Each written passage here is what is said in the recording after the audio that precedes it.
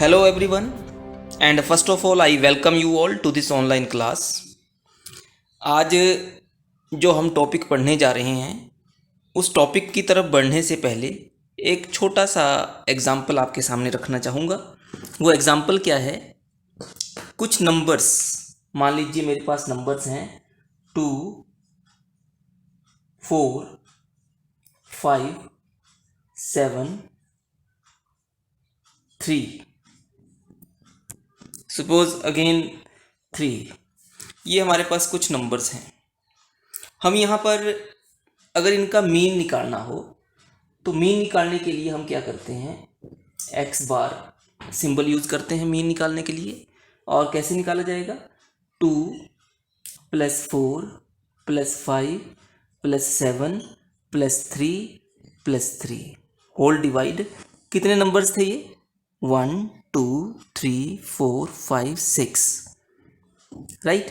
तो इनको सम करेंगे हम, 2 + 4 6, 6 + 5 11, 11 + 7 18, 18 + 3 21, 21 + 3 24, 24 डिवाइड 6। कितना आंसर आ गया, 4, राइट।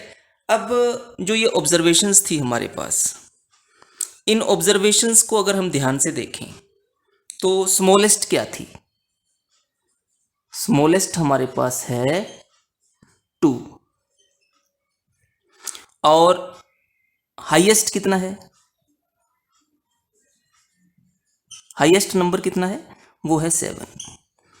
तो जो हमने ये मीन निकाला है, ये 4 मीन जो है that belongs to in between, this lies between 2 and 7। ये पहली बात हमने हमेशा ध्यान रखनी है कि जो जब भी कोई मीन निकलता है वो स्मॉलेस्ट और हाईएस्ट नंबर के बीच में ही लाई करता है, ठीक है। तो इस मीन का क्या सरोकार है आज के टॉपिक के साथ। आज का हमारा जो टॉपिक है वो है मीन वैल्यू थ्योरम। कैलकुलस में कॉन्टिन्यूटी एंड डिफरेंशिएबिलिटी का चैप्टर मीन वैल्यू थ्योरम, ये है आज का हमारा टॉपिक। इसको हम 2 पार्ट्स में डिवाइड करेंगे। मीन वैल्यू थ्योरम को 2 पार्ट्स में हम डिवाइड करने जा रहे हैं। पहला तो है रोल्स थ्योरम और दूसरा क्या है, लैग्रेंजेस थ्योरम। ओके, तो आज के टॉपिक में मीन वैल्यू थ्योरम के अंतर्गत 2 टॉपिक हम पढ़ने जा रहे हैं। 2 टॉपिक्स को हम डिस्कस करेंगे, एक है रोल्स थ्योरम और दूसरा है लैग्रेंजेस थ्योरम। सबसे पहला हमारा है रोल्स थ्योरम। रोल्स थ्योरम के बारे में हम सबसे पहले डिस्कस करने जा रहे हैं। रोल्स थ्योरम होती क्या है, सबसे पहले हम एक कंसीडर करेंगे एक फंक्शन। फंक्शन किस तरह से, let F be a function जिसका डोमेन क्या है, close bracket a to b, ये इंटरवल, और इसकी रेंज क्या है, the set of all real numbers. The function is defined in the domain a to b closed interval and range is the set of all real numbers। इसमें ये function 3 conditions को satisfy कर रहा होगा। पहली condition क्या है, this function is continuous, this function is continuous on closed interval a to b, पहली कंडीशन। और दूसरी कंडीशन ये है, सेम फंक्शन, मतलब ये फंक्शन जो है जो दिया हुआ है is differentiable, this function is differentiable,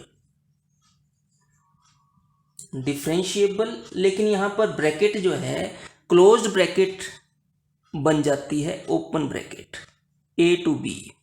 ये बहुत इंपॉर्टेंट है दोनों में।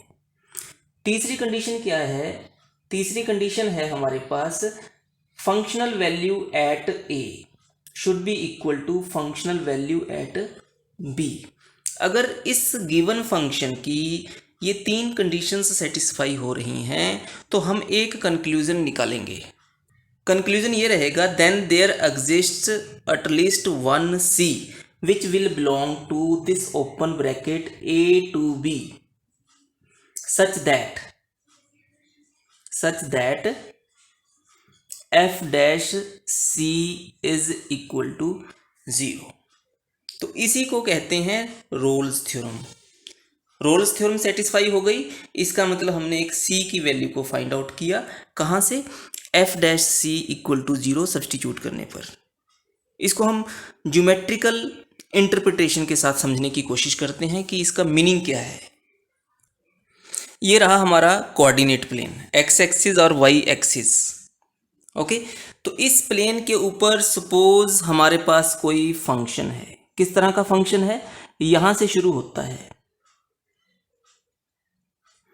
ठीक है, और यहां से शुरू होकर वो इस तरह से ऊपर जाकर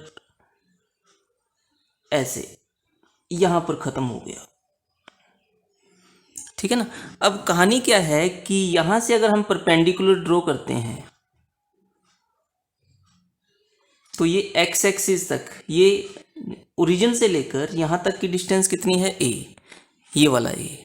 और यहाँ से हम परपेंडिकुलर ड्रॉ करेंगे तो ये है ओरिजिन से लेकर यहाँ तक की डिस्टेंस कितनी है? ये वाला बी, ठीक है ना। तो क्या कहा कि f is continuous on closed interval a to b, मतलब इस पॉइंट को भी हमने काउंट करना है और लास्ट पॉइंट को भी हमने काउंट करना है, ठीक है ना। इसके बाद यहाँ से लेकर जो यहाँ तक ये कर्व हमने स्केच किया है ये कॉन्टिन्यूस है, पहली कंडीशन। दूसरी बात क्या है? This function is differentiable in a to b, differentiable भी होना चाहिए। और तीसरी बात क्या है? F of A should be equal to F of B. जो ये हमने हाइट निकाली है, ये हाइट एफ ऑफ ए और ये हाइट एफ ऑफ बी, ये दोनों आपस में क्या होनी चाहिए? इक्वल होनी चाहिए। अगर ऐसी ये तीन कंडीशंस सेटिस्फाई हो रही हैं then there exist at least one c which belongs to open interval a b such that f dash C equal to 0। F dash c का मतलब है जो इसका सबसे टॉप पॉइंट है, यहाँ पर जो हम एक टेंजेंट ड्रॉ करेंगे, जो हम टेंजेंट मतलब टच करती हुई लाइन, इस तरह से ये जो हमने टच करती हुई यहाँ पर लाइन ड्रॉ की, इसे कहेंगे F dash C equal to 0, ठीक है ना। सी क्या था? जब हम यहाँ से परपेंडिकुलर ड्रॉ करते हैं तो ये एक्स एक्सिस तक, ओरिजिन से लेकर यहाँ तक की डिस्टेंस कितनी है? C. F dash C equal to 0 का मतलब क्या हुआ? इसका मतलब ये हुआ कि ये जो टेंजेंट है, this tangent is parallel to X axis, ठीक है ना। कंडीशन क्या है कि हम C एक ऐसी वैल्यू को फाइंड आउट कर सकते हैं जो A और B के बीच में लाई करती हो। तो ये C जो है ऑफ कोर्स A और B के बीच में ही लाई कर रहा है। C belongs to open interval A to B। Okay, अगर ये तीन कंडीशंस सेटिस्फाई होती हैं तो 100% हम कह सकते हैं, हम 100% ऐसा C वैल्यू निकाल सकते हैं जो कि ओपन इंटरवल ए बी के बीच में लाई करेगा। और उस C को कैसे फाइंड आउट किया जाएगा? हम गिवन फंक्शन को डिफ्रेंशिएट करेंगे, इक्वल टू 0 पुट करेंगे, तब C की वैल्यू हमें ऑटोमेटिकली मिल जाएगी। लेकिन एक यहाँ पर एक नया वर्ड है, एटलीस्ट 1C, एटलीस्ट 1C। अब 1C, यहाँ पर तो हमने 1C निकाल लिया, इसका मतलब एक से ज़्यादा भी निकाले जा सकते हैं। वो कैसे? हम कर्व को कुछ चेंजिंग लेकर आएंगे। यहाँ से शुरू करते हैं। सबसे पहले ये कंडीशन हमें ध्यान में रखनी पड़ेगी कि अगर हमने यहाँ से स्टार्ट किया है, जहाँ एंड करेंगे वो भी हाइट बराबर होनी चाहिए, ठीक है ना। तो मैंने इसको स्टार्ट किया इस तरह से,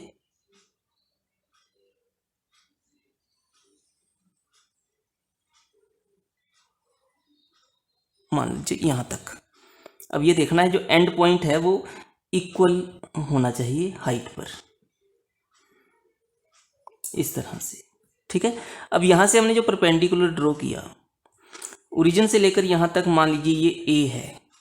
अब एक रियल नंबर है, ये पॉजिटिव भी नंबर हो सकता है, नेगेटिव भी हो सकता है।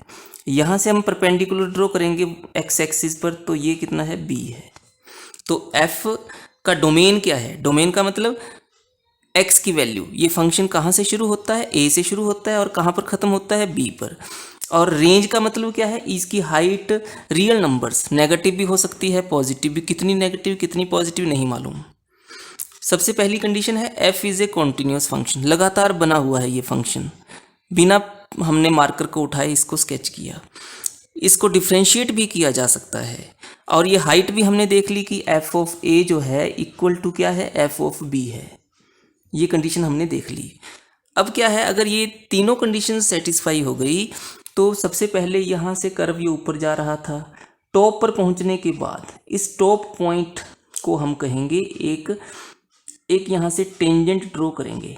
यहाँ से जो हमने परपेंडिकुलर ड्रॉ किया, मैं इसको ब्लैक पेन से बना देता हूँ, ये है परपेंडिकुलर ड्रॉ करेंगे जो हम यहाँ से एक्स एक्सिस के ऊपर। तो ये जो पहला पॉइंट है वो C1 है, एटलीस्ट 1, मतलब एक से ज़्यादा हम वैल्यूज़ निकाल सकते हैं जो कि A और B के बीच में लाई करेंगी।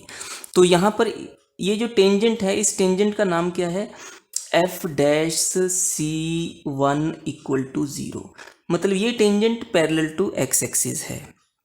इसी तरह से नीचे आते आते जो सबसे नीचे का पॉइंट है, इस पॉइंट से भी हम एक टेंजेंट गुजार सकते हैं, और ये जो डिस्टेंस है ये मान लीजिए कितनी है, C2। तो इस टेंजेंट का नाम क्या हो गया, f dash C2 equal to 0 put करेंगे तो हमें C2 की वैल्यू मिलेगी। इसी तरह से यहाँ पर हम टॉप पॉइंट जो है, ये पॉइंट है, यहाँ से जब हमने परपेंडिकुलर ड्रॉ किया तो कितना हो गया, ये C3 है मान लीजिए। तो ये हो गया f dash C3 equal to 0, ठीक है ना। इसी तरह से यहाँ पर आ जाएगा ये पॉइंट कितना, C4। तो f dash C4 equal to 0, यहाँ पर आ जाएगा f dash C5 equal to 0, ठीक है ना। ये सारे के सारे टेंजेंट क्या है, इनकी एक ही खास बात है, ये सारे के सारे पैरेलल टू एक्स एक्सिस रहेंगे। मतलब कहने का, जो हम C1 निकालेंगे वो किसके बीच में लाई करेगा, A और B के बीच में लाई करेगा, ओपन इंटरवल।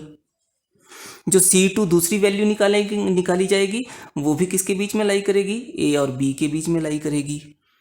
हम फिर C3 निकालेंगे तो C3 भी क्या होगा, कंडीशन सेटिस्फाई करेगा, क्या, A और B के बीच में लाई करेगा। C4 भी निकाला जाएगा तो क्या होगा, lies between A and B। C5 जो हमने निकाला, C5 also belongs to open interval A to B। तो ये ज्योमेट्रिकल इंटरप्रिटेशन तो इसका रोल्स थ्योरम का ये है।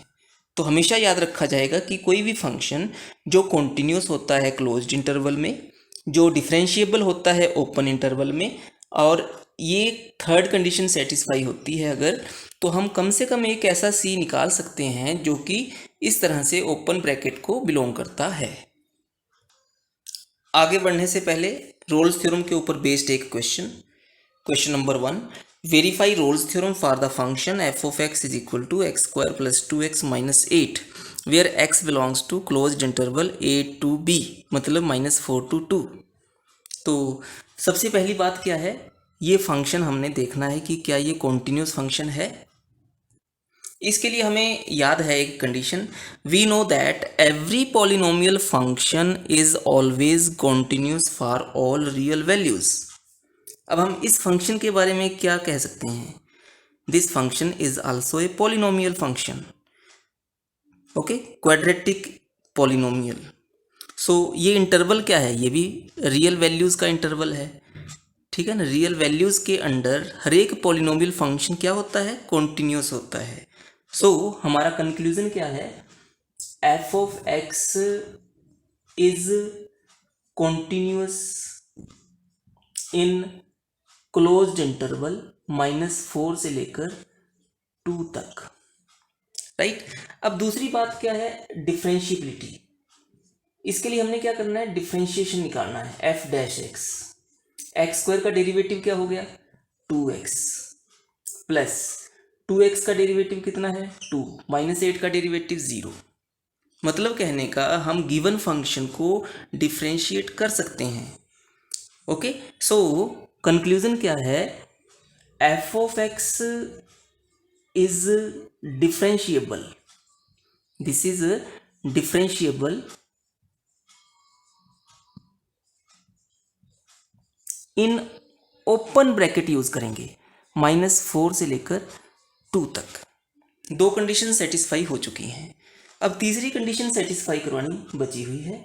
तीसरी कंडीशन में मतलब सबसे पहले हमने एफ ऑफ ए मतलब -4 को निकालना है। -4 कितना हुआ, -4 raise to power 2 plus 2 into -4 -8। देखते हैं इसकी वैल्यू क्या है। -4 का स्क्वायर कितना हुआ 16, 2 इंटू -4 -8 -8, फाइनल आंसर कितना हो गया 0। इसी तरह से एफ ऑफ बी मतलब F of 2 is equal to कितना हो गया 2 whole square plus 2 into 2 -8। Value देखिए 2 2 जार 4 प्लस 2 इंटू 2 4 माइनस कितना है 8, 4 plus 4 8, 8 minus 8 equal to 0। Therefore conclusion क्या निकल रहा है, F of -4 is equal to F of 2। मतलब कहने का रोल्स की जो 3 शर्तें थी, 3 कंडीशंस थी, वो सेटिस्फाई हो चुकी हैं। इसलिए अगर हम एफ डैश सी को इक्वल टू 0 पुट करते हैं, कहाँ है एफ डैश एक्स, यहाँ पर एक्स की जगह सी पुट कर लो। सो हमारे पास क्या हो चुका है 2c plus 2 equal to 0 put किया हमने। तो इसका कंक्लूजन क्या निकला, c की वैल्यू कितनी निकल गई 2c इक्वल टू -2 -1। ठीक है ना। -1 क्या है, क्या ये इस ओपन ब्रैकेट को बिलोंग करता है, दिस बिलोंग्स टू -4 to 2। ठीक है ना, ये इस ब्रैकेट को बिलोंग करता है। तो हम क्या कह रहे हैं कि c हमने फाइंड आउट कर लिया। ऐसा c की वैल्यू जो हमें निकली है वो वाकई ओपन ब्रैकेट को बिलोंग करती है, -4 से लेकर 2। Hence the Rolle's theorem. क्या कह रहे हैं, hence Rolle's theorem is verified. हमने चेक कर लिया। क्या चेक किया, जो c की वैल्यू निकली वो -4 और 2 के बीच में ही लाई कर रही है। तो ये तो थी हमारी रोल्स थ्योरम। अब बात करते हैं लैग्रेंजिस थ्योरम की। बिल्कुल ये लैग्रेंजिस जो थ्योरम है सेम है रोल्स थ्योरम की तरह। मतलब कहने का, पहले तो एक फंक्शन हम कहेंगे कि एक फंक्शन है जिसका डोमेन क्या है a to b closed bracket, और डोमेन से रेंज क्या है the set of all real numbers. और ये फंक्शन भी 2 कंडीशंस को सेटिस्फाई करता है। पहली कंडीशन क्या, f is continuous on closed bracket a to b, और दूसरी कंडीशन क्या सेटिस्फाई करेगा ये, f is differentiable in open bracket a to b। सिर्फ ये फर्क है, यहाँ क्लोज ब्रैकेट और यहाँ पर ओपन ब्रैकेट। लैग्रेंजिस थ्योरम में हम तीसरी कंडीशन को लेकर नहीं चलते हैं, सिर्फ 2 कंडीशन से ही काम चलेगा। ठीक है ना। Then by Lagrange's mean value theorem भी इसे कहा जाता है। Then there exists at least one C which belongs to A to B open bracket such that की कंडीशन क्या है यहाँ पर, ये अलग है। ये f dash C should be equal to f of B minus f of A divide B minus A। ठीक है ना। इस तरह से इसको इक्वेट करेंगे तो हमें एक c की वैल्यू मिलेगी। वो c की वैल्यू 100% a और b के बीच में लाई करेगी। ओके, इसे कहते हैं लैग्रेंजिस थ्योरम या फिर लैग्रेंजिस मीन वैल्यू थ्योरम। अब ज्योमेट्रिकली इसका इंटरप्रिटेशन क्या है उसके बारे में डिस्कस करते हैं। मान लीजिए हमारे पास x एक्सिस और y एक्सिस का एक कोऑर्डिनेट प्लेन है, और a और b की बात करेंगे हम तो इस तरह से मान लीजिए एक कर्व है। ठीक है, इस कर्व में जो ये f डैश ये स्टार्टिंग पॉइंट है, सबसे पहले तो हम मान लीजिए यहाँ से इस तरह का ये कर्व है। कैसा, ये हमने कर्व जो है यहाँ से f ऑफ x जो था हमारा कर्व, ये है पॉइंट a, राइट। तो ये हाइट कितनी हो गई f ऑफ a, और यहाँ से अगर हम ड्रॉ करें तो ये जो आएगा x एक्सिस पर ये है पॉइंट b, और ये हाइट कितनी हो गई, एफ ऑफ बी। ये पॉइंट टच जो यहाँ पर है ये है सी, ठीक है ना, क्या पॉइंट है ये, सी। तो इस तरह से क्या कहा जा रहा है कि एफ डैश सी, मतलब एफ डैश सी ये जो टेंजेंट है, एफ डैश सी, टेंजेंट का मतलब क्या होता है, derivative, derivative at particular point C, C point के ऊपर डेरिवेटिव, उस डेरिवेटिव को ही हम टेंजेंट कहते हैं, ठीक है ना। तो ये डेरिवेटिव जो है वो क्या है, इसके पैरेलल है, किसके पैरेलल है, F of b minus f of a divide b minus a is equal to f dash c, मतलब जो इसका स्लोप है वही स्लोप इसका है, ठीक है ना। तो स्लोप इस तरह से निकाला जाता है। इसे हम जब सब्स्टिट्यूट करेंगे, इक्वेट करेंगे, तो हमें एक सी की वैल्यू मिलेगी और वो सी की वैल्यू क्या होगी, ए और बी के बीच में लाई करेगी। इसे कहते हैं लैग्रेंजिस थ्योरम। तो देखते हैं इससे, इसके ऊपर एक क्वेश्चन, क्वेश्चन नंबर 2, स्टेटमेंट क्या है, verify mean value theorem if f of x is equal to x power 3 minus 5x square minus 3x in the interval closed interval a to b where a is equal to 1 and b is equal to 3. Find all c which belongs to open bracket 1 to 3 for which f dash c is equal to 0. सबसे पहले तो हमने mean value theorem को satisfy करवाना है, मतलब कहने का लैग्रेंजिस थ्योरम को सेटिस्फाई करवाना है, वेरीफाई करना है। तो उसके लिए सबसे पहली बात, f of x being a polynomial function is continuous in 1 to 3 closed bracket, क्योंकि हम जानते हैं कि हर एक पॉलिनोमियल फंक्शन जो है हर रियल वैल्यू के ऊपर कॉन्टिन्यूस होता है। तो ये भी एक पॉलिनोमियल फंक्शन है और ये इंटरवल भी एक रियल वैल्यूज़ का इंटरवल है, इसलिए इसके ऊपर ये फंक्शन कॉन्टिन्यूस है।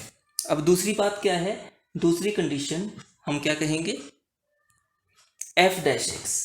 तो f dash x find out करेंगे सबसे पहले, तो एक्स पावर 3 का derivative 3x square minus 5x square का derivative 5 into 2 10x minus 3x का डेरिवेटिव 3। ओके, सो मतलब कहने का एफ ऑफ एक्स का डिफ्रेंशिएशन निकाला जा सकता है, ये निकाला हमने डिफ्रेंशिएशन। तो f of x is differentiable in open bracket, f of x is differentiable in open bracket 1 to 3। Open bracket 1 to 3 का मतलब है यहाँ इनके बीच में कोई भी वैल्यू को सब्स्टिट्यूट करेंगे इसमें अगर हम, तो हमें कोई ना कोई एक वेल डिफाइंड वैल्यू मिलेगी। ओके, तो सिर्फ दो ही कंडीशंस होती हैं मीन वैल्यू थ्योरम में, देयरफॉर तो कहने का मतलब हम लिखेंगे f of x satisfies both conditions of Lagrange's mean value theorem. Okay, तो इसका मतलब क्या हुआ, हम कह सकते हैं therefore we can find at least one c, we can find at least one c which belongs to 1 to 3 such that where F dash C is equal to F of b, b कितना है 3 माइनस एफ ऑफ ए कितना है 1 divide b minus ए 3 minus 1, right. तो अब क्या है हमारे पास f dash c, जो f डैश x निकाला था यहाँ x की जगह c पुट कर दीजिए, 3c square minus 10c minus 3 is equal to f of 3।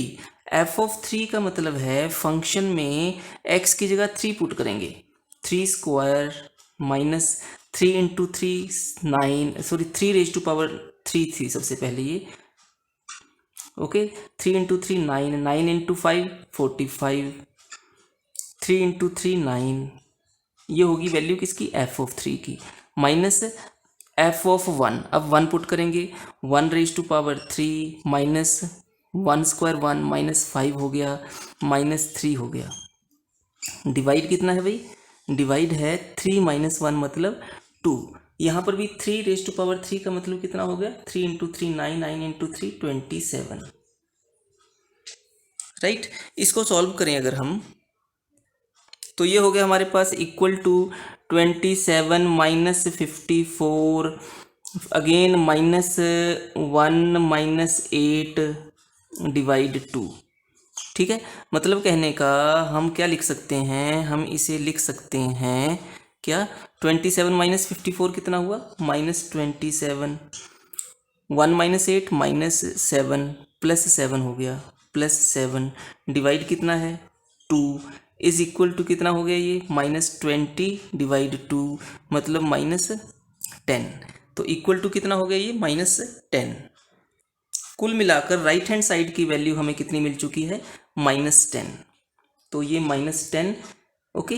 तो -10, अब इसको सॉल्व करना है हमने इक्वेशन को, किस तरह से, हम कह सकते हैं दिस इम्प्लाइज 3c² -10c -3 + 10 + 7 = 0। ठीक है ना, तो यहाँ से कितना हो गया हमारे पास, 3c² -7c -3c + 7 = 0, या फिर -3c + -7c, राइट। तो 3c कॉमन लेने पर c -1, यहाँ पर -7 कॉमन लेने पर c -1 = 0, राइट। तो कंक्लूजन क्या है, कंक्लूजन ये है कि c की वैल्यू एक तो 1, दूसरी कितनी आ गई 7/3। तो 7/3 जो है, दो वैल्यूज निकल रही हैं। नंबर एक तो जो 1, this does not belong to 1 2 3, but 7/3 जो है वो बिलोंग करता है 1 2 3। तो कहने का मतलब क्या था कि कम से कम हम एक एटलीस्ट 1c निकाला जा सकता है। तो c की वैल्यू एक हमने निकाली, क्या 7/3, 1 को हमने क्या किया, रिजेक्ट कर दिया। तो कम से कम एक वैल्यू निकाली जा सकती है जो कि 1 और 3 के बीच में लाई करती है। ठीक है ना, वेरीफाई मीन वैल्यू थ्योरम, इस तरह से हमने मीन वैल्यू थ्योरम को सेटिस्फाई किया, वेरीफाई किया। ठीक है ना, इसका एक सेकंड पार्ट भी है, find all c which belongs to 1 2 3 for which f' is equal to 0। सबसे पहली बात तो हम तीसरी कंडीशन को सेटिस्फाई करवाने की कोशिश करते हैं, रोल्स थ्योरम की कंडीशन, मतलब f ऑफ b, वो क्या था, f ऑफ x क्या था, 3x, ये था हमारे पास x पावर 3 -5x² -3x, ये था f of x। f of 3 कितना हो गया, 3/3 -5 इंटू 3/2 -3 इंटू 3, इसकी वैल्यू आ गई -27। इसी तरह से f ऑफ 1 की वैल्यू क्या है, 1⁻³ -5 इंटू 1/2 -3 इंटू 1 इक्वल टू कितना हो गया ये, 1 -5 -3 = -7। तो हम क्या देख रहे हैं, कंक्लूजन क्या आ रहा है यहाँ पर, f of 3 is not equal to f of 1, that is Rolle's theorem जो थर्ड कंडीशन थी वो सेटिस्फाई नहीं हुई। तो इसका मतलब अब देख लेते हैं, ज़बरदस्ती हम सब्स्टिट्यूट करेंगे f' = 0। ठीक है ना, ज़बरदस्ती पुट करना है, मतलब 3c² -10c -3 को इक्वल टू 0 पुट करते हैं। तो यहाँ पर क्या होगा, 3 इंटू 3 9, तो ये हो गया 3c² माइनस, या फिर सिंपली हम ऐसा कह देते हैं c is equal to -b, that is +10 plus minus √b², 10 का होल स्क्वायर कितना हो गया 100 -4ac, 4 into 3 12, 12 into 3 36 divide 2a, 2 into 3 कितना हो गया 6। तो कितना हो गया ये 10 प्लस माइनस 100 -36, दिस इज 64, 64 का स्क्वायर रूट हो गया 8, डिवाइड कितना हो गया 6।